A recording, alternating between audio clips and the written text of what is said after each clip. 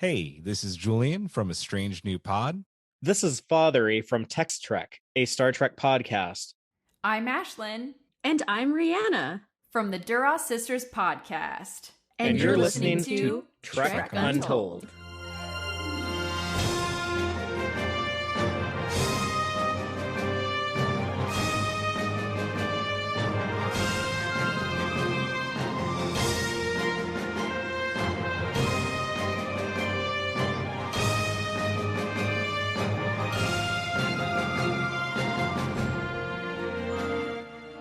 Hello and welcome to Trek Untold, the Star Trek podcast that goes beyond the stars.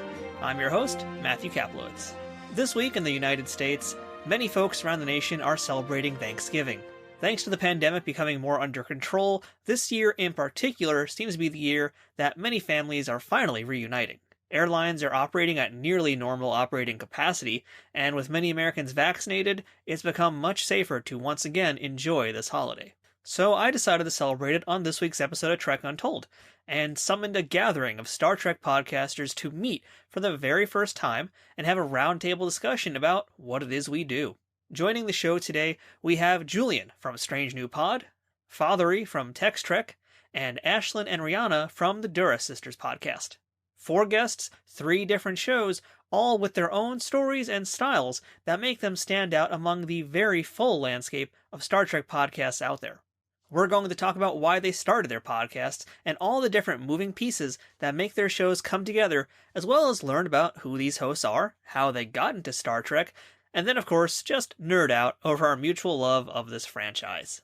If you're listening and you've ever wanted to start a podcast, this show is going to be a good starting place to get an idea of what you can expect when you make your show, and how to stay motivated and become successful amongst so many other podcasts out there. And not to keep mentioning the pandemic, but really, during the pandemic especially, there was a big boom in podcasting as a whole, and Star Trek was of course one of those genres that got hit pretty hard with a lot of new podcasts showing up, including myself and one of the guests we're going to talk to today. It's definitely not an easy task to have a podcast while also maintaining a professional life and also having a personal life outside of all those endeavors. So this episode is definitely a good way for you to kind of understand what it is that we podcasters are doing and how we make our shows come together. This episode is also going to be a special one because this is an uninterrupted episode of Trek Untold. That means no ad breaks. That's right, because I decided to make that my holiday gift to you. However, we do need to talk about one very important thing from one of my sponsors, and that's Triple Fiction Productions. Every Black Friday, they do an amazing sale where they debut a bunch of items that are basically exclusive to only that day. This year, their epic Black Friday sale starts on November 26th at 1 p.m. Eastern over on triple-fictionproductions.net. If you're not familiar with who TFP is, they make Star Trek-inspired toys, playsets, dioramas, and prop replicas, full-sized, which is really, really awesome. We've taken a look at them on my YouTube channel a bunch of times. Love their stuff, and this year in particular, they've got some really awesome pieces. So what you can expect on this Black Friday sale is an Enterprise D bridge replica for the Galoob TNG action figures. Now, if you're a toy collector, you know that Galoob had originally had plans to make a full-size Enterprise D, as well as some kind of cardboard playsets. None of those ever happened, of course, because Galoob lost the license and gave up on it very quickly. But Triple Fiction Productions has picked up that slack many decades later, and now they've got your very own version of that Galoob bridge, which is awesome, has moving pieces. You guys gotta see this thing to believe it. And their real big showstopper and their most expensive piece this year is a Borg Queen chamber, which has some lights in it. This thing is enormous. Again, you gotta see this thing. It's nuts. I don't even know how he's making this, but wow. It's just, if you're someone who collects the toys like I am, this is like a centerpiece item to get. I really think Triple Fiction Productions outdid themselves this year. I mean, every Black Friday they do some awesome stuff, but this year really, there's some pieces that are really going to make it go wow. And best of all, Trek Untold has a special 10% off discount code for you as a listener of this show. If you use code UNTOLD10 at checkout, you'll get 10% off your purchase, not just on Black Friday, but on any day. But yes, as I mentioned, it does work on Black Friday, so you will get 10% off whatever your purchase is, excluding prop replicas for this Black Friday sale only. Normally, prop replicas will be part of that, but this time around, well, there's a reason why you can't get 10% off on props with this code, and that's because, well, TFP is doing a massive 50% sale on all Star Trek-inspired prop replicas. That is some massive savings right there. You're potentially getting some very massive pieces at an incredibly reduced price that you don't want to miss out on. If you're a cosplayer, this stuff is great. It's durable, it looks good, it's going to last you a long time, and at 50% off, you really don't have that much to lose. So keep in mind that any of the toy-related items, like the Enterprise D bridge, like that Borg Queen chamber, are going to have very limited runs. So you're going to want to make sure that you're on triple-fictionproductions.net at 1 p.m. Eastern this coming Friday to make sure you can get in on this sale. And you're going to probably be competing with me also for buying some of these things. But hey, if you do want to get a more close-up look, as I mentioned, head over to our YouTube channel. We're going to have a link in the show notes for the video I did showcasing all these new products. So you can get a real up-close look at them, and you're going to want to definitely do that. And I think that once you do actually see them, you are going to be going just as crazy as I am right now for them. And hey, shout out to my supporters on Patreon for helping financially support Trek Untold. They get to check out the show in advance, they get to see some of the behind-the-scenes work that goes on, and they also get to have the potential to ask some questions to future guests. So if you want to get in on some of that action, head on over to patreon.com/TrekUntold to learn about the different tiers and how you can help out this show. And if you're not already following us on social media, please make sure you do that by visiting @TrekUntold on Twitter, on Facebook, and on Instagram. Now, without further ado, let's get this mega show underway. Computer, access interview file. And welcome back to Trek Untold, and this is a real party today because we got a whole bunch of different folks here to chat with me. I'm so excited to be able to feel like, I'm part of the Star Trek podcast family today because there's so many exciting guests we have here, so I'm just going to let them introduce themselves. So folks, please take it away and say hi to the Trek Untold audience. Hey guys, I'm Julian Brown. I'm the creator and co-host of A Strange New Pod. We started, I think, in right in the middle of the pandemic, in the beginning of it in 2020, and it's been a wild ride. So it's good to be here. Thanks for inviting us. I'm Stephen Fatheree of the Tex-Trek podcast and YouTube channel. We've been running our show for, I guess, 5 years now. Wow, it's been a while, but we didn't really get good until the last couple of years, and that's debatable how good we are. So, but no, it's been a lot of fun. We've covered all of the new era of Star Trek. I guess the Kurtzman era, as people are probably going to end up calling it in the future. Like we have the Berman era, but yeah. So we've definitely had plenty to talk about, especially now, and it's really exciting times. Hi, I'm Rhianna, and my sister Ashlyn. We are here from the Duras Sisters Podcast. And Ashlyn, you want to tell them a little bit what our podcast is about? Yeah, I just want to say we are very happy to be here. We're very excited to have this conversation today. The Duras Sisters podcast basically discusses all of Star Trek. So we start and go series by series through, and we look at each episode through a certain theme. So we started out with pilot episodes, and we watched the first pilot of every single Star Trek series. So we have a lot of different series, and it's been awesome. Right now we're in the middle of our movie series, and we're actually planning on watching Generations later tonight. So yeah. That just had its anniversary, right? Like 25th anniversary, yeah, or one of those. That's awesome. Did. Yeah. It's been working well timing wise for sure. Yeah, we've been going for just over a year now. We started, I think our first episode was released September 18th of 2020. So it was a pandemic baby for sure. Yeah. I mean, I'm a pandemic podcast baby myself. I basically started mine as well just a little over a year ago. So, I'm still here, which is awesome. And for folks listening, obviously, I'm Matthew. I'm from Trek Untold. You already know that. But yeah, let's talk a little about our histories now, our collective histories with Star Trek and the fandom of Star Trek. I'm going to start this time with the Duras Sisters here, because I just love saying the Duras Sisters. So, were you guys always Star Trek fans growing up? And this will be a question for everybody, but were you a Star Trek fan growing up? And really, when did you kind of discover a deep love and passion for the fandom? Go ahead, Ash. Okay, yeah. We grew up watching Star Trek with our parents. Our mom and dad would show us just random episodes of the original series, but it wasn't until Star Trek 2009 came out. And my mom saw the trailer for the Abrams movie, and she was like, what? You guys haven't seen any of the movies? What's going on? And so she freaked out and showed us all of the movies like over the weekend. And from that, we just like got obsessed. We started watching the with the original series, and then just went chronologically in order of release. And that was when we were about in middle school. So we've been Trekkies for like 10 years or more now. Yeah, I was absolutely that middle schooler who would wear Star Trek t-shirts to school and just like geek out all day. I'd read like the physics of Star Trek in class. Like I just absolutely dove headfirst into Star Trek when I discovered it. And I think when we were younger, we would see it come on TV randomly. So I remember my first episode being the Changeling with Nomad, and he's like hanging out on this string or this like track, and it's just hilarious. I thought that the original series was so funny at the time. It was perfect for my like young kid humor. So I think that like Star Trek has always been a really important part of my childhood, but also an important part of like connecting with my family, particularly my sister. That's, I think, one of the reasons we've stayed so close and such like best friends throughout the years is because we literally have Star Trek to talk about all the time, and it can relate to so many other things in our lives. So yeah, it's been a really fun journey. Yeah, I guess I had an interesting journey to get to Star Trek. I love talking about this, but I didn't have, the family like a lot of people talk about. They get into it through their parents or siblings or whatever, and I didn't have that experience at all. I think it's awesome for the people who did, but I was a little toddler in the 80s watching the other Star franchise, those movies on VHS, and that was kind of my jam from then on through all of my childhood until I guess the mid 90s was when I really started getting curious about Star Trek. I'd been aware of it. Like I knew, okay, there's like the dude with the ears, that's Spock. And then on the new one, they have like the guy with the visor from Reading Rainbow. So I was kind of aware of it. And I caught like a couple episodes, but it was when Generations came out and kind of the promotional material. And that was really when Star Trek was like really getting huge. There were so many just in the pop cultural lexicon, just constant references to Star Trek.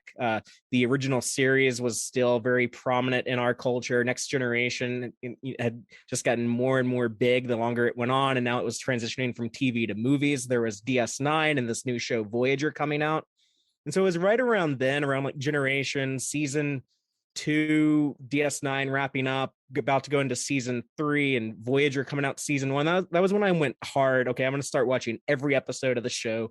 It is great. I'm seeing the reruns of the original series, Next Generation. I kind of got into all 4 of those shows at the same time, and from then until now, I've just always I've plugged into every version of Star Trek, every iteration. I have my favorites, but I like all the shows. I see something that I can appreciate in all of them.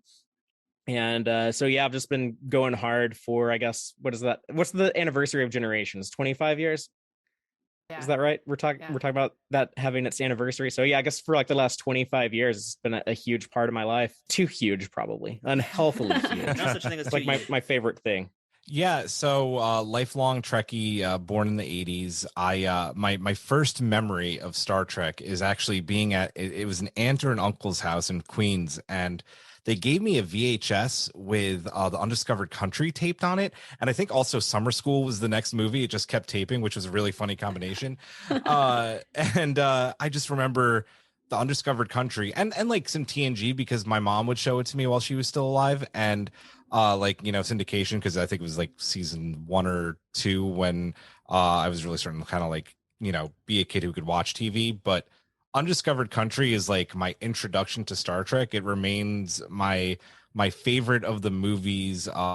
Generations is the first Star Trek movie that I actually saw in theaters, so it holds a very special place in my heart, even though I don't know what people's opinions are on it. It's got issues, but it's like I'm never gonna say anything bad about it because it's like my first in theater Trek movie.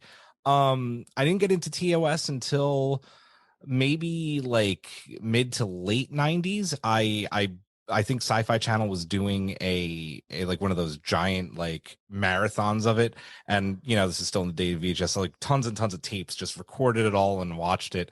But yeah, I've watched every series except for the animated series, which I've watched my first episode of recently. But yeah, lifelong Trekkie, like Fatheree, it's my favorite thing in the world. So yeah, hence why we all have Star Trek podcasts, right? Exactly right, exactly. And by the way, Queens, New York represent. Yeah. Yeah, that's right. I don't know if I want to start asking controversial questions off this so early in the podcast episode here, but I mean, Star Trek the animated series, canon, not canon, what do we all think here? 110% canon. It's always been canon. Gene Roddenberry said like 2 or 3 times in the 80s it wasn't canon, but he also said Star Trek 5 wasn't canon. He hated The Trouble with Tribbles, didn't want that to be canon, so yeah, it's canon. It's canon.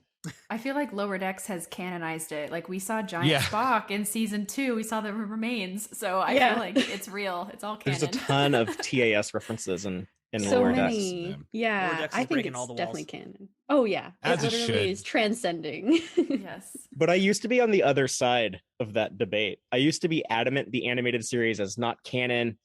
Mike and Denise Okuda left it out of the encyclopedia. It doesn't belong. And then it was actually Aaron Harvey, who does the Infinite Treks podcast and the Drawn to Trek podcast, and co-wrote and designed the official guide to the animated series.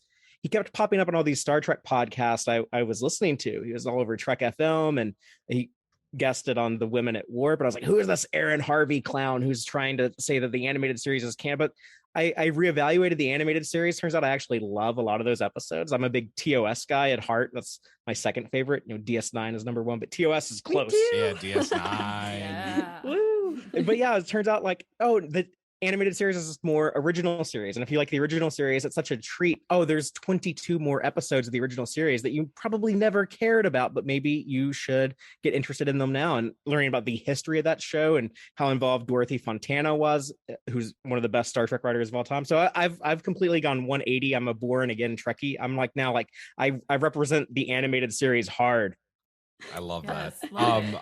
I have no stake in it because I've only ever watched one episode, but I'm very much of the opinion on if it's been aired, if it's been televised, then it's canon, and you can't say differently. Star Wars Holiday Special, right? It's canon. We don't like to talk about that here. Yeah, I think one more thing I want to say is just like my sister and I right now we're doing a whole review of the animated series on our Patreon, and we just got to the Pirates of Orion, which is like such a wild episode and completely questions everything about the Orions because they're called like Orions and so we did Orions. all these Yeah. crazy research. But I mean, it's still like I could love it even if it's a little bit out of sync with the timeline. I'm like, I don't know about these random Kzinti wars, but sure, like now they're canon, I guess. All right, so Fatheree, I want to ask you a question now, and then of course we're going to branch that to everybody who's here with us today. But podcasting, why did you decide to do a Star Trek podcast? How did this whole begin? What is the secret origin story of Tex-Trek podcast? Well, I guess we have to go back 5 or 6 years, but I was a dude who listened to like a lot of podcasts and watched a lot of YouTube videos about just nerdy stuff I was into, comic books, Game of Thrones, things that were, popular back in the 2010s or 20-teens or whatever that Game of decade's Thrones is called. good. I remember that. Oh yeah. Those were the days. But What did we say about not wanting to talk about things? Fair enough. Fair enough. ooh, it was, I guess, when we got the news in November of 2015 that they were going to bring Star Trek back to its true home, television. It's going to be this new show on something called CBS All Access that no one cared about until then. And I was like, oh, okay, that's really cool. We're going to have a new show. There should be people who are like talking about that, reviewing episodes. You could even go and talk about like all the old Star Trek. Why aren't there people doing this like there is with all these other things I'm into? And there were. It took me a while to find them. I mentioned Trek FM and Women at Warp, and I found like some other people, and but I decided that there wasn't enough, or there's kind of a void there. I was like, well, maybe I should do that. And it was actually the other Star franchise. I don't like talking about it too much because I feel like they never talk about Star Trek, and so many Star Trek people talk about the other Star franchise. So I don't need to give them more recognition. Like they get plenty of it. Of course. No, that's the other Star franchise. But there's this YouTuber I followed called Hello Greedo, and he's like, hey, if you're thinking about doing something creative, just do it. Just make that extra push, take that extra step, and actually start doing it. Like, you don't want to regret not doing it, years from now looking back. And I was like, you know what? He's right. So that kind of inspired me. And I was like, okay, I'm going to do a podcast, and then I'll put everything on video and put that on YouTube and kind of go into both platforms, which was probably a kind of an elegant way to do it because I had very different areas where I needed to improve on, but I got better and better and better as things went along. And I'm really happy now. We do a live show every Friday, and we have new episodes to talk about each week, or sometimes 2 new episodes in a week, like right now, first time that's happened in 22 years. So I guess it was just because I felt like there wasn't a ton of that going on, and I kind of wanted to participate and add to it, because I felt like it was just something that was missing, which is crazy because now there's so many wonderful, great voices out there. And sometimes I wonder, like, oh yeah, do we really need like another like fat white dude in his 30s talking about his opinions on Star Trek on the internet? Like, am I actually like contributing anything? But it's fun. I love doing it. And I missed the first 50 years of Star Trek, but we started in the 50th anniversary, 2016. So my goal is to cover the second 50 years. So I'm going to go until we get to the 100th anniversary. If I'm still alive, then I might be like insane and senile, but I'm going to try to do 50 years, and then I'll retire. Julian, my beard brother with a Queen's connection, how did the Strange New Pod begin?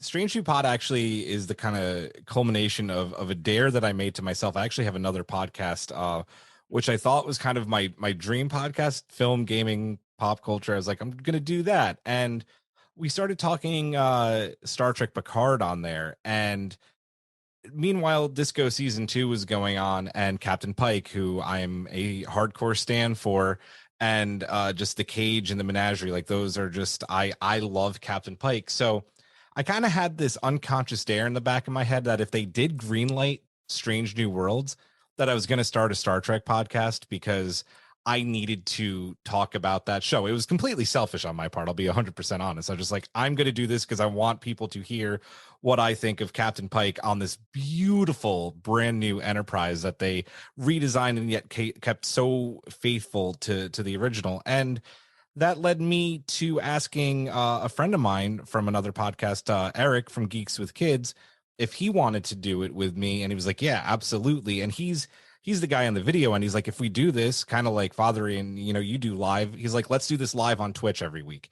So we do a live show on Twitch as well. And I wanted to make sure that, again, wasn't just like white dudes on the show. So I feel like we really strived to put out a show that is like very diverse. I'm like, I think really and me and Hawk are like the whitest dudes on there. Eric is Filipino. Brittany, our co-host from my other podcast, she's LGBTQ, which is awesome. And then Erin is also LGBTQ. We added her on later on.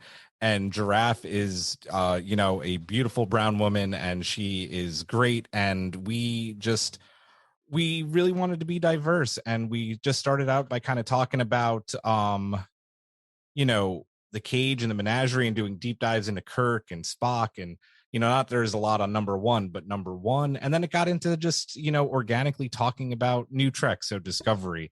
Lower Decks was actually the first show that we really covered, so that's kind of become like our baby. We love Lower Decks on the show. So the other biggest thing that I wanted to make sure when I created Strange New Pod was that this isn't a knock on other shows. I think there's definitely a place for it, and there's shows that I listen to that do this, but like I feel like a lot of the Star Trek podcasts that are out there follow a very like scripted format, and you can kind of like hear that like an inflection in tone. And I wanted to make sure that there was an option where people were getting reviews and opinions about Star Trek that sounded like we were just sitting on our couch talking. And I think that we do that for the most part. Like I definitely create a script, but when we're just talking, I hope that we're giving off the energy that we could all just be sitting on on our couch. So that was the goal there.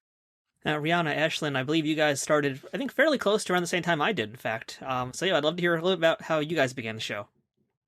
Yeah, we have been literally talking to each other about Star Trek forever. And so one trip we took to Oregon, we were hanging out in Portland, driving around, listening to the Dear Hank and John podcast, actually, and just loving the format, just thinking about podcasts in general. And then I turn to Ashlyn and I say, we should start our own podcast. Like, we literally talk about Star Trek, and we can talk about it for 3 hours. So why don't we like record what we're talking about and start to get this going? Yeah, that's really how it began. And that was a really long road trip. It was like a cross country thing where I like picked Rhianna up in Utah, and then we drove to Oregon. So we had a lot of time alone together in the car. And I think the biggest obstacle at that point, because that was like 2018, I think, when we were on that trip together. And the biggest obstacle was I was finishing grad school, Rhianna was finishing her bachelor's. And so there's no time, that we could create and still make a podcast that we wanted to be as good as possible. And so when the pandemic hit, we kind of looked at each other and we were like, okay, well, we have no excuse now. We both temporarily moved back home to be with our dad and live with our family. And so we were like, okay, let's do it. If it was kind of similar to what everyone was talking about, like, if we don't do it right now, we're going to regret it, and time's just going to pass us by and we're always going to say, we should have done that podcast. And so at the end of the summer, I think we recorded it. We recorded our first episode in August of 2020. And then it took us like 4 weeks to edit because we had no idea what we were doing. We were figuring out the software. Rhianna had previously had some podcasting experience with her job, like editing podcasts. And so we just went from there, and we decided to do full series lengths because we both love all of Star Trek. And that's how we initially watched it together, was starting with the original series. Then we went through all of Next Gen, DS9, Voyager, Enterprise. And but we also knew that there were a lot of podcasts that did just go episode by episode and review them. And so we wanted to create something a little bit different. And so that's how we came up with the idea of doing, like, looking at Star Trek episodes through a certain viewpoint. And so we started with the pilot episodes, which is a great way for us to start too, because then we got to kind of refamiliarize ourselves with a lot of the pilots in the series. Like, I hadn't seen the Enterprise pilot in like 7 years, Yeah.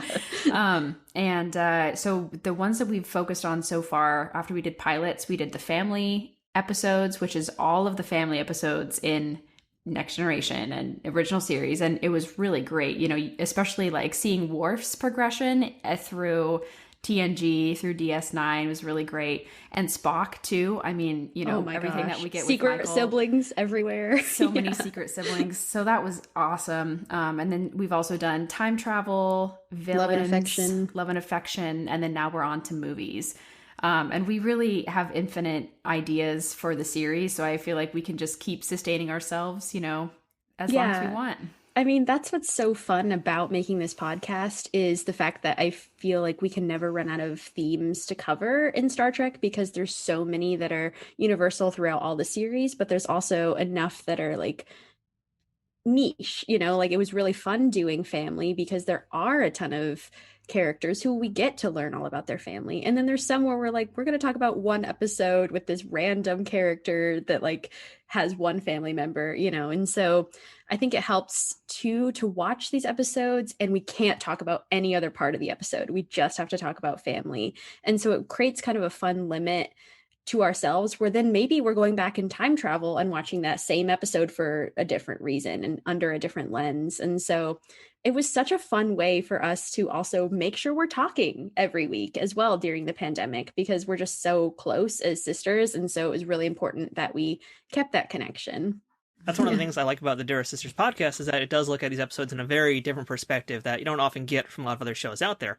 But I'd love to know a little bit about how you guys actually put together an episode from start to finish. I mean, I know there's got to be a research process to do this for every single episode, and to figure out also what episodes you're going to cover as, I guess you can call it an arc for your podcast, essentially. So how do you guys go about doing that? And then how does an episode get put together? Sure. Well, first of all, we will decide what our watch list is going to be. So for the movie series, it's really easy. Just watch one movie per week. But for something like the time travel series, especially in like Discovery, it was essentially all of season 2. And so we have to go together.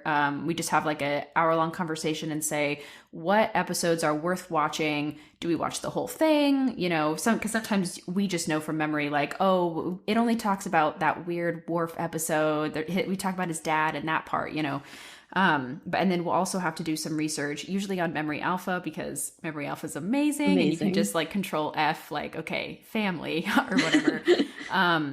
So we create a watch list, and then we will spend a week watching the episodes. We'll have a deadline to have all the episodes watched by. And then I typically like to do a little bit of historic research. And so I'll make sure that I have that all ready to go.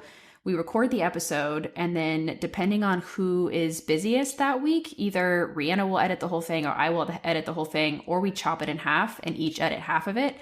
And then we put it together, add the intro and outro, and then we try to get it out every week. But sometimes it gets busy and we ended up doing like every 2 weeks. But yeah, we've kind of got it down to a good cycle now. Like I mentioned in the beginning, it really was taking us forever to edit because we were editing out every tiny little thing, and we were super nervous recording the first couple episodes, and so we had to cut out huge chunks of things, and so we've really streamlined it now. Yeah, it can be a real process to when we're having a very daunting series like time travel or family, because we had to actually make like a cap of the type of time travel episodes we'd be discussing, because we could not talk about all the anomaly based time travel. Like that's like every other Next Generation episode. And so we'd be talking like half seasons and watching like 40 episodes a week, and we just cannot do that with like our working lives. And so we were like, this is only being based time travel. We need to be really specific, but we're still watching sometimes like 20 episodes a week. And so it's crazy because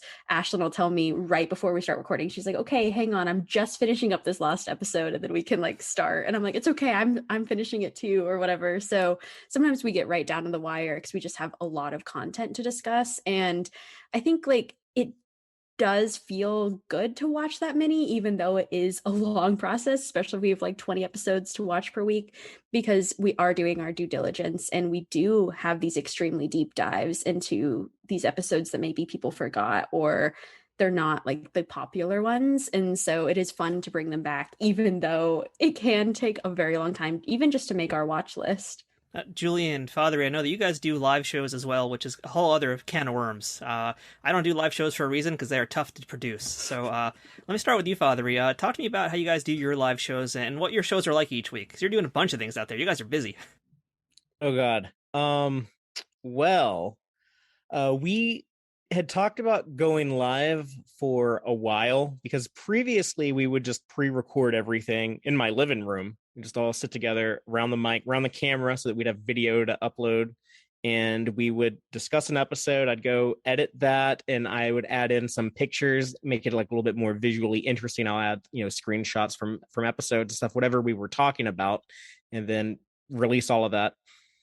When the pandemic hit, though, it made me realize, oh yeah, we need to go ahead and switch to going live now because we're going to be recording remotely. And that was also around the time that StreamYard started getting popular. So this is probably like more technical inside baseball stuff than your average listener is going to care about. But we started using that. And in a lot of ways, it really has helped because I can do a lot of the work ahead of time. Makes it like my Thursday nights are very hectic because that's when I'm getting ready for our Friday show. And I also have a normal 9 to 5 to work. But yeah, so I go and I still prepare like a visual presentation for our video content, but I also have to make sure that our conversation stays listener friendly so that the podcast people can follow along and know what we're talking about. And I don't know. It's a lot of work, but I'm always at the end of the week, like when we're done, when we finish a stream, when I go and edit the audio and release that, I'm always happy and glad that I did it. So it's it definitely pays off. It's kind of its own reward, and our focus has always been to provide a very like overall deep look at an episode. So I mean, there's guys like Mission Log who cover every episode of Star Trek, and they do a really good job talking about like like the meanings of episodes and the writing and a little bit behind the scenes stuff. They do a great job at that. Then you have dudes on YouTube like Trek Yard. They'll talk about every little variant of a tricorder or a different ship or phaser, all like that technical stuff. So we're kind of like somewhere in the middle between both of those. We try to look at the writing, the structure, the cinematography, the just overall presentation of an episode, but also kind of get into the nitty gritty of the Star Trek technical details and the continuity and how it fits into the canon and all the little references. So sometimes I kind of feel like, a jack of all trade and master of none, because like what's our focus? Our focus is kind of everything. We just want to like take a deep look at the whole episode. But yeah, that's what we do. And doing it live every week, it is a lot of work, but it's a lot of fun. And Julian, I know you've got a pretty similar experience, and your show has a pretty large, I guess let's call it a bridge crew, if you will. You guys have a lot of folks on the show too. Yeah, we have a lot of different hands in it. And everybody's, doing something. A lot of the bridge crew also do, work on our social media, but kind of the week starts on Monday, right? For getting ready for a Thursday show, because that's when CBS, puts out the promotional material, and that gives us the opportunity to make our promotional material for the pod. So, we know that people know to come watch and listen. I'm on the audio end, and we early on we tried kind of like flipping around hosts, and it just kind of organically went back to me hosting. I think it's a little bit more organized that way. But then Eric is our stream manager, and he does everything through OBS. He is the one who keeps the view screen on. I've tried it and failed every time I've tried to do it. He's the master. But the thing with our show too is that we try, we have a pretty big Discord following. So we do mailbags on our show, and on our live show we really get our listeners and people who are watching live involved, read their comments, read their mailbags. And then kind of what Fatheree was saying, you want people to kind of understand what's going on if something was said that's video related. So I do all the audio in the morning on Friday to get the pod out, usually like around noon. And I keep some of the stuff that people might not get just because I want it to feel organic, but there's also things like, oh, like look at that, like they're showing that, like I'm gonna cut that stuff out because people aren't gonna understand that. Early on in the show, Eric would do a lot of like inserting like quick video clips or photos, and that's a lot of work, right? And I don't know if people need that too much, and no one's ever been like, oh, hey, why'd you guys get rid of that stuff? It makes the show a little bit more streamlined. But each of our hosts have a hand. Like when we're right now, it's just like it's been crazy because it's just been Lower Decks and Prodigy and now Discovery. So before that, we did Best of Species series, just a lot of like best of, and kind of like what the Duras sisters are saying, right? Like there's a lot of research and watching of Star Trek that you have to do to get ready for those. But right now it's just watching the new stuff and making sure we're all giving our thoughts while not like boring people to death. So we try to like, deep dive it a little bit too. But we the main thing about getting our show ready is making sure that the people on our Discord or the people that follow us on Twitter who do come and watch live feel like they get to be involved in the show, because that's what we want. We do, like I mentioned earlier, want it to be almost like, sitting on a couch or around a campfire, just, do you swear on the show? Go for it. Shooting the shit about Star Trek. Like that's the hope and dream. But Eric gets the video out, I do the audio, and it's kind of just this perfect symbiosis. It's great. All right, so I'm going to turn the temperature up a little bit here in this chat now because we got so many different people here and so many different opinions. Let's get into some fun Trek stuff here. It's going to turn into chaos. First question, I'm just going to go right for the jugular here. Did Janeway do the right thing with Tuvix? Yes. Yeah. Yes. No hesitation. No, Tuvix is, I mean, come on. Tuvok and Neelix have to be separate. That is just too scary for me. I think Tuvix was a great character, but I think that she did the right thing because that's what Tuvok and Neelix both wanted. So yeah, I side with Janeway on that one, but I do appreciate how kind of brave the show was to go there. They could have easily have just tweaked it a little bit, made it where, oh, if we don't do this, he might die and he just won't exist at all, and we'll lose both of them either way. So, but they didn't do that. They just straight up made it like, no, Janeway is going to have to make a really tough choice, and here's the choice that she made, and there it is, and live with it. Yeah, I've I'm so strong, like opinion on it. Like I have such a strong opinion on this. Like I've never quite understood like the constant like arguments are like justice for Tuvix. I'm just like, Tuvok and Neelix are very, not that Tuvix isn't a unique character, but these are the two characters that are on the show, not this one. I've never understood it. Tuvok and Neelix separate is the way to go. They didn't want to be combined. So. No, yeah. no one, yeah, like no one asked for a transporter malfunction to happen. No, but Tuvix has a right to live. That's true. They are. They're like, both still alive. Yeah. And they don't, I feel like a lot of fans don't give the same sort of flack to Archer when he kills Sim, Tucker's Sim. So I'm like, is it because Janeway's a woman captain? Are they giving her more shit for that? Or is it just like I guess Sim was a little bit of a different situation, but not really. It's still a very controversial episode. I think Archer made the wrong decision there. I mean, that's the It was dark. yeah, it was dark.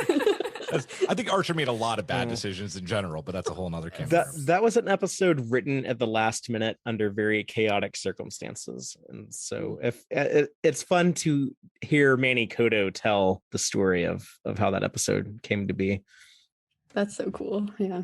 Well, maybe not quite as controversial, but I think still a pretty big one here. Is Star Trek V secretly a good movie? It's a bad movie with good parts in it.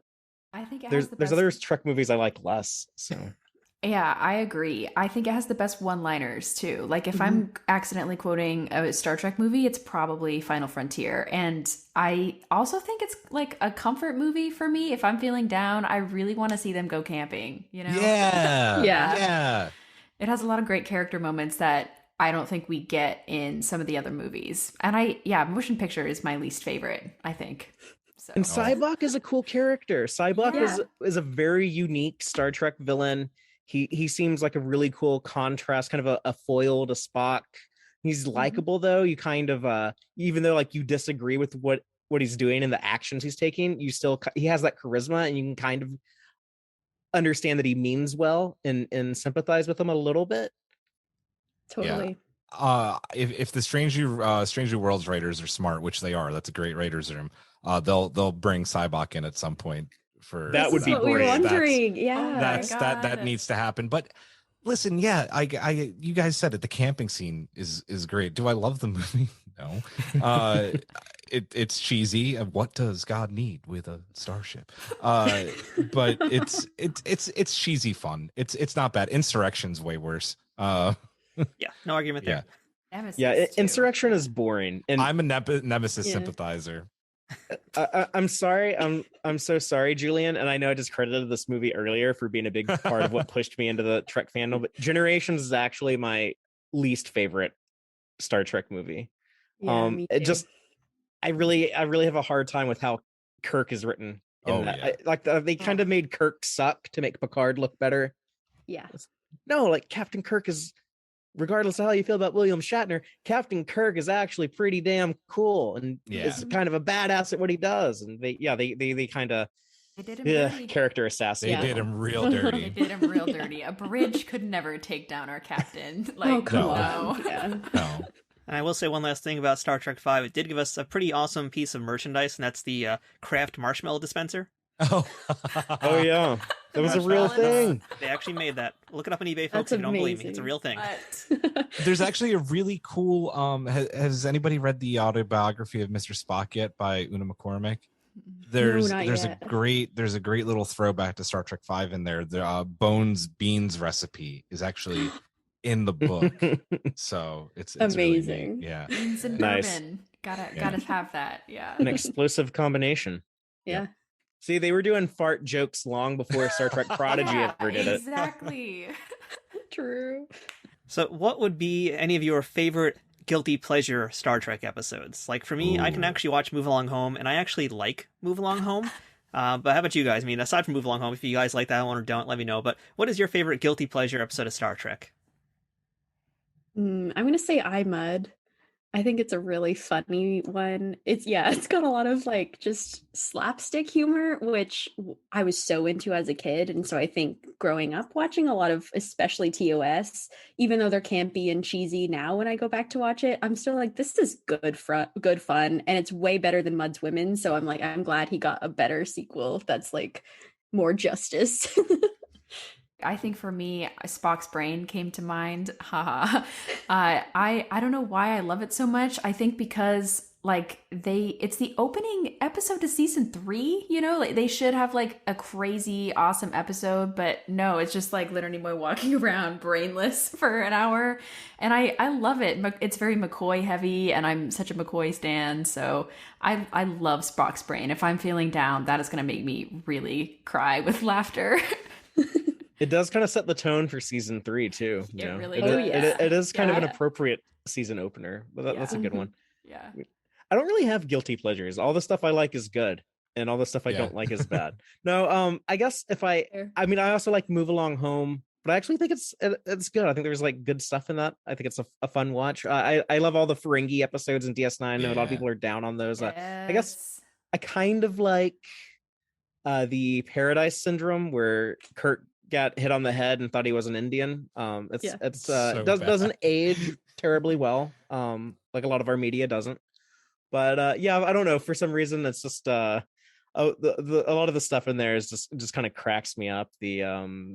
Oh, he's a god. He breathes life into the dead, and Kirok. He's like called Kirok. I don't know. It's Kirok. Warp 11 made a really funny song about that episode, I think, called Kirok. So yeah, that's a lot of fun. What's her name? Miramoni. Miramoni. Yeah. So David almost had a sibling in that episode, but then she died pregnant, and he lost his sibling. Mm-hmm. That was Kirk's one true love next to was her name Edith in City on the Edge of Forever? Edith Killer, yeah. Edith Killer, yeah. That episode still. I mean, you could just go back and watch that episode of Star Trek anytime. Speaking of media that doesn't age well, this isn't my episode, but it was gonna be, and then I remember what my real guilty pleasure one is. Up the Long Ladder, though, it's extremely racist and extremely sexist, but it's funny as hell. It's the one where they beam up like the Irish settlement and in the cargo bay, and they have like sheeps, and like Picard, just the entire episode is just like, what the hell have I beamed aboard my ship, and why is this guy creating a still in my cargo bay?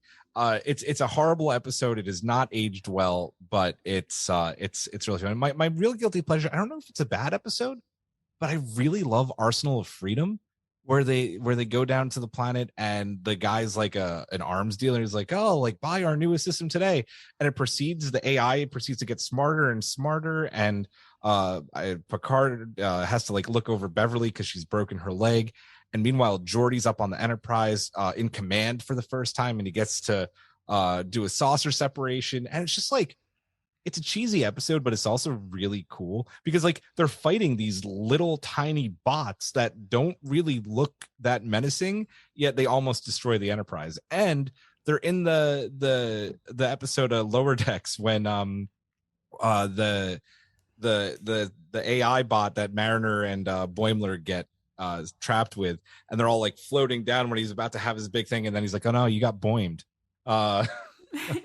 I love Arsenal of Freedom. I feel like not a lot of people talk about that episode, but it's fun. That's a deep cut. I love it. Yeah. Shout out to the late Vincent Schiavelli, who was the arms dealer in that episode. Yes. Nice. Yeah, he's hilarious. So I know a lot of folks love to ask people, who is your favorite Starfleet captain? But I don't want to hear that. I want to go a little bit deeper in this case.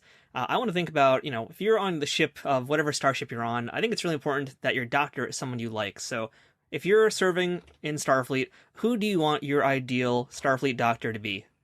Dr. Hugh Colber. I love that man. He's a good doctor. He's also now apparently the ship's counselor. So, that's awesome. He's great.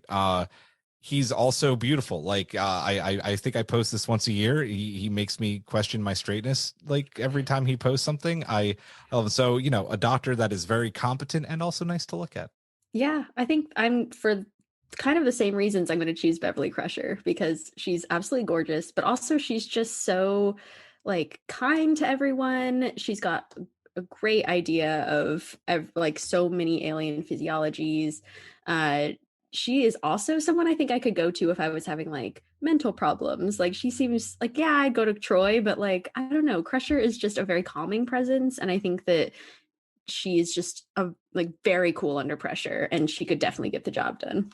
I can't believe you didn't say Bashir. Rhianna is like obsessed with I do love Bashir, but I think sometimes like I don't know if I would want him as my doctor, because he's just a lot.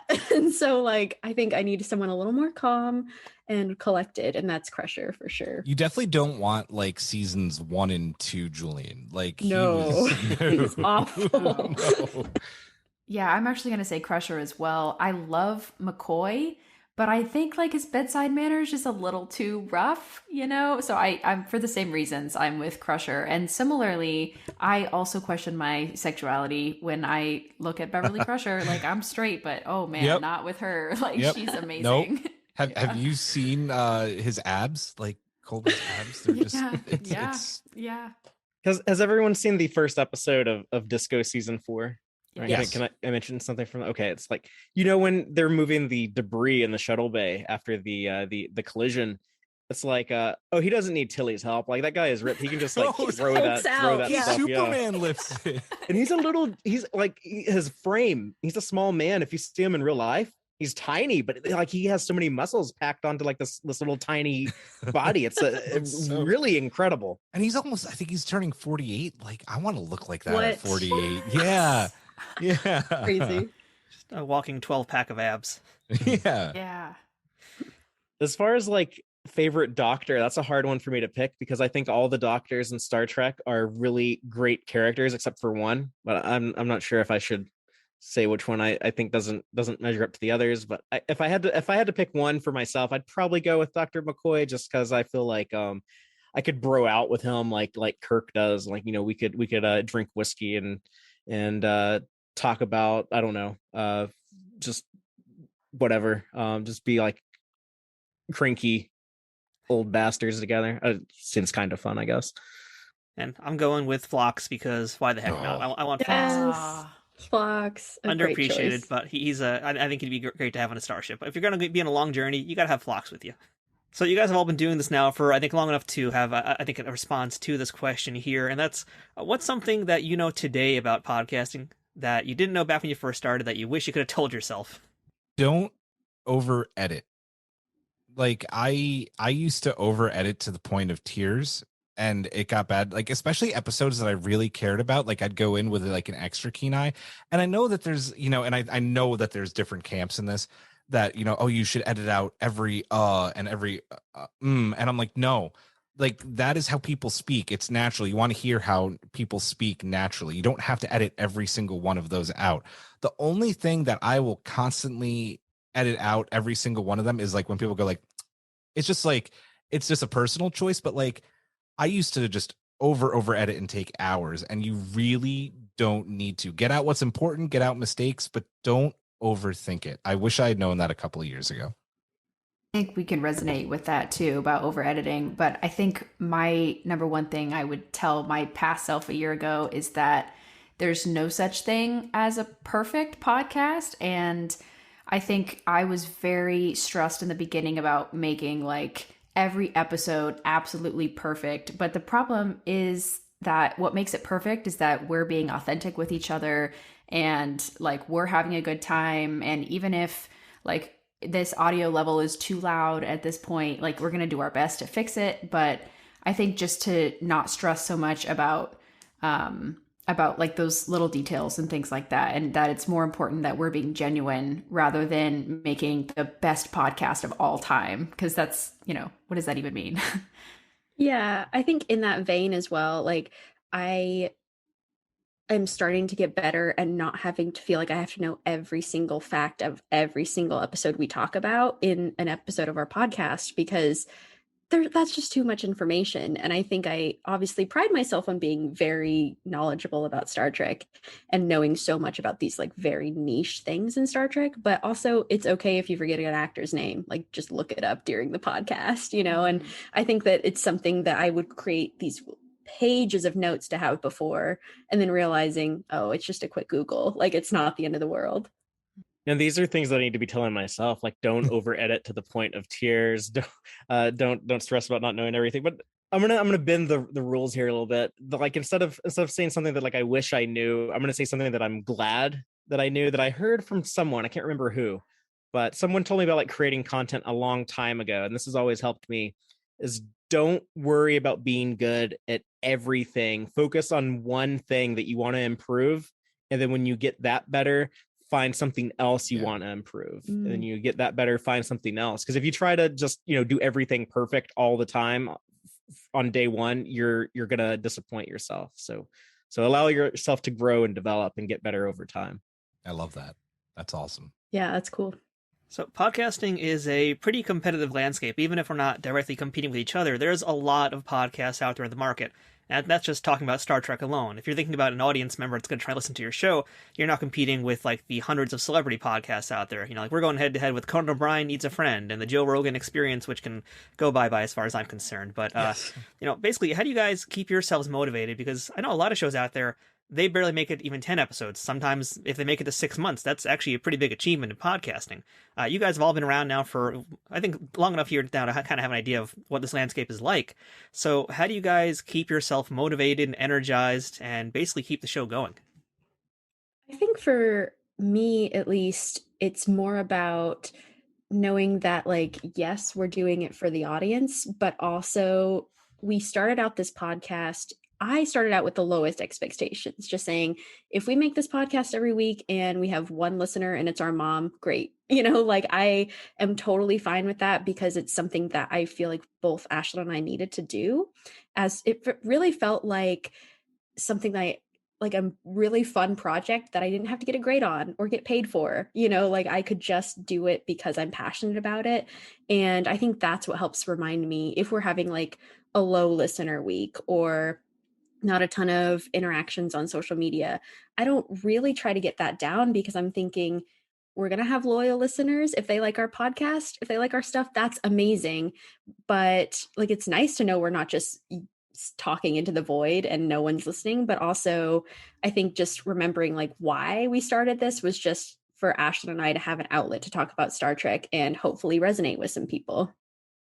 We definitely feel the difference when we take an off week, because sometimes one of us will go on a trip or whatever reason we can't make an episode that week, and we both feel the pain and we're looking around and we're like, wait, why aren't we watching Star Trek this week? Mm-hmm. Why it's like I start to feel that emptiness. And so I think Star Trek, for so long when I was in college, I was not watching a lot of Star Trek, even though like I'm such a huge nerd, just because I was busy. And so it's almost like a religion, I think, where now, you know, keeping it on all the time. And now that we're living in this like new renaissance of episodes every week, it's just like blowing my mind that we're alive during this period of time.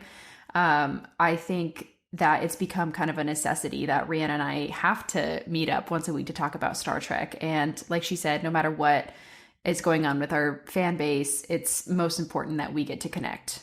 I want to piggyback on what Rhianna was saying, because my other podcast, you know, we have a very low listenership. So, you know, it's basically like just kind of a, we give it out to those people and we do it because we like it. So I went into doing a Star Trek podcast with little to no expectations. I knew how many Star Trek podcasts were listening. I'm going to give a shout out to my favorite Star Trek podcast. I was already listening to Star Trek Discovery Pod and loving them. I'm like, how do I even like compete? I know those dudes. They're here in Austin. They're awesome. Oh, cool. I love them. I've been on there. I've been on there with Mike. Yep. Yeah. Mike's great. I love that podcast. They're actually like a huge inspiration for, you know, like getting this started. We've had Mariah on our show before, but I just wanted to talk about Star Trek. Like, I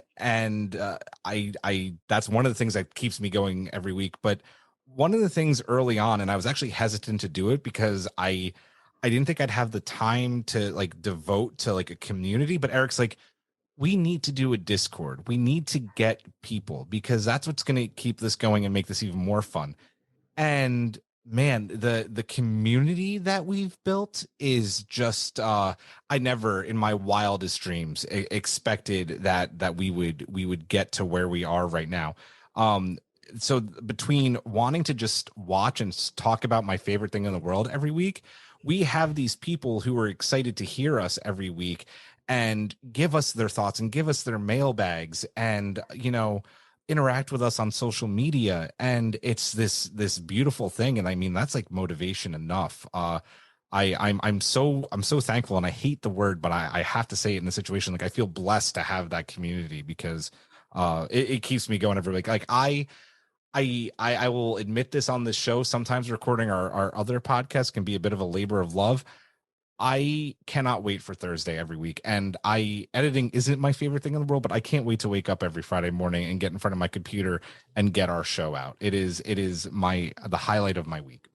Yep. Julian, you took a lot of the words I was going to use out of my own mouth. I mean, like no, it's great. Like I definitely, I get that same feeling about, you know, doing this every week. And when we did the 23 weeks of Star Trek, live last year, when we had a season of Lower Decks and a season of Discovery, and then that was our first time going live weekly, and just like coming off of that, it was like so much work. But I felt like Picard and Star Trek Picard, when he's like, I don't want the game to end. I mean, like that's how I felt. It's like no, like there's no new Star Trek. Like, what do I do? I mean, don't have that problem anymore.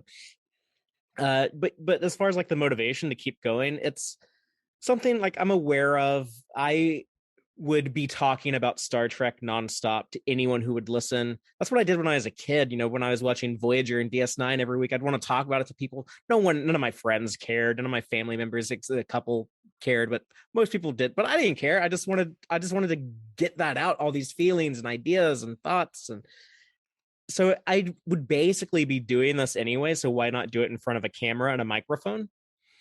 And that interaction that Julian talked about. We don't have a mailbag segment. We call it Subspace Transmissions on my show because I like to give stuff corny names. But we just renamed our polls after months of Brittany bothering me about it to the Subspace to poll. So I'm with you. I get it. Yeah. Nice. But yeah, like I love hearing back from people. Just someone today, I want to give a shout out to a dude goes by Trekkie Dave in Alberta, Canada. He just launched a YouTube channel recently. He talks about like a bunch of pop culture stuff, but he's fighting cancer right now, and this is what he wanted to do with his time was get his ideas out to the world. But I got a wonderful message from him today saying that he was looking forward to our show tonight. Day of recording, we're going to be talking about the SCO season 4 premiere and the new episode of Prodigy. So yeah, like knowing that like people are out there and they want to engage, like it just that gives me the fuel to engage back. And yeah, it's like I like maybe unhealthy, but like it'd be hard for me to stop at this point. It's a lot of work, and I've learned I'm kind of a control freak. I try to like just do everything myself to make sure it gets done. And I don't like being in charge of things. I don't like bossing people around or telling them what to do. So I just try to do it myself. But it is something that definitely like eats up a lot of my free time. But yeah, I don't know how to not do it at this point. All right, you guys, so we are talking podcasts today. I know you guys have had all sorts of different guests on your shows. You've covered all sorts of different topics on your shows. But I'd love to hear, if you can get someone in the hot seat with you, who would be the ideal guest, living or dead, that you'd want to talk to on an episode of your show? For us, I think I speak for most of the Strange New Pod crew right now. I think our dream, our current one, is to get Jonathan Frakes on the show. We would just love to pick his brain, not only about playing Will Riker, who's my personal favorite Star Trek character next to Captain Pike, but also about his vast, library of directing credits, because he is such a talented director. And I know that he could not only talk about the kind of geeky stuff about Star Trek, but also all of the cool details about what happens, behind the camera and what it takes to make an episode of this show that we all love. So yeah, Jonathan Frakes. I mean, I think for me, because we're doing our movie series right now, I would really like if we could get any director, really. I mean, it'd be wild to get William Shatner, but if he could talk with us about Final Frontier, I'd be like, all right, sure. But honestly, I'd rather have like, I don't know, maybe a director, maybe like Harve Bennett, or someone who really knows deeply about the production of Star Trek films. Abrams. I mean, I think it'd be so fascinating to have that lens as a part of our movie series to really just like bring it up to that next level. I'm thinking about Kate Mulgrew. I think I've always been obsessed with Janeway, and I love her memoir, Born with Teeth, is an amazing book. I think talking to her about Janeway, and then also now that she's in Prodigy, I would just love to hear about all of that. She's definitely a wish list for me. I would really like to have Patrick Stewart on the show, because I feel like that's like the biggest name you could get in the whole franchise right now. But if we're able to bring people back from the dead, I really would like to talk to like Dorothy Fontana or Gene Coons. But I think I would just ultimately have to decide Gene Roddenberry, just to go back to the very original conception of the show, and just pick his brain about a lot of stuff. And his life, he had such an interesting life leading up to the creation of Star Trek. A lot of people don't know that he was born in El Paso, Texas. So Star Trek was created by a Texan. You're welcome. So That's awesome. We gave y'all the creator of Star Trek. But yeah, just I would really want to get some insight into at what point did he know like how big of a creation this was going to grow into. And there's kind of different facets of Roddenberry, you know, like 1960s Roddenberry was kind of a different dude than the guy going on a college campus tour in the late 70s. He's kind of different dude from the guy working on Next Generation in the late 80s. So it would also be like, which version of Gene Roddenberry do I want to talk to? But yeah, I think that'd be the go-to if I could pick anyone from throughout all of time and space, living or dead. It would be the great bird of the galaxy. So I want to thank everybody one more time for being part of the show this week. This was really awesome. We get to chat with everybody and get to meet everybody. And now one last time, also most important thing here is make sure you guys plug your shows. Julian, go ahead. Tell us how everybody can listen to A Strange New Pod.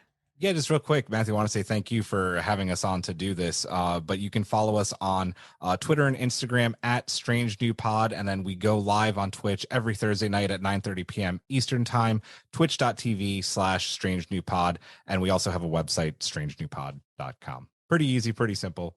Well, you can catch us every Friday night live on YouTube at 7 p.m. Central if you want to check out the live video show. And then you can listen to the podcast wherever you get your pods, either late Sunday night or early Monday morning. And you can follow me on Twitter at Tex-Trek.